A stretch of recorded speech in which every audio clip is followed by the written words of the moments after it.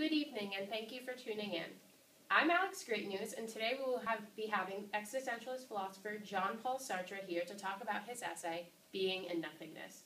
It is considered a masterpiece of existentialist philosophy, and we are very honored to have Mr. Sartre with us today. Thank you for being here. Thank you for having me. So your essay, Being and Nothingness, stems from some other existentialist philosophers' theories. Can you give us a quick rundown of the basics of your essay so our viewers have a better idea of what being and nothingness is all about? Sure. The first thing someone would need to know is that there are two types of being for itself and being in itself. And what do each of those mean? Well, being for itself cannot exist without being in itself. Being for itself is having the desire to be, and being in itself is what you actually are. The reason why being for itself cannot occur without being in itself is because you must exist to desire to be. Therefore, being in itself must always come first, and being for itself cannot happen without the presence of being in itself.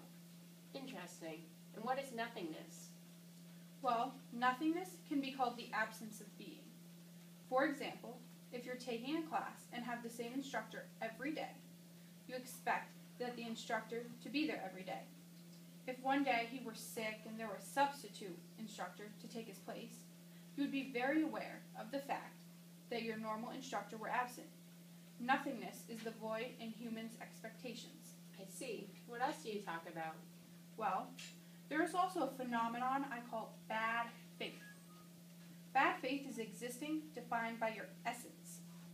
For example, a person whose life is defined by her job, her financial status, her race, etc., is having bad faith. It's called bad faith because your existence should precede your essence. Therefore, you shouldn't live based on what you do or who you are. You should live because you are alive. Additionally, relationships often fall under bad faith as well. Many people seek relationships with a person due to how they make you feel.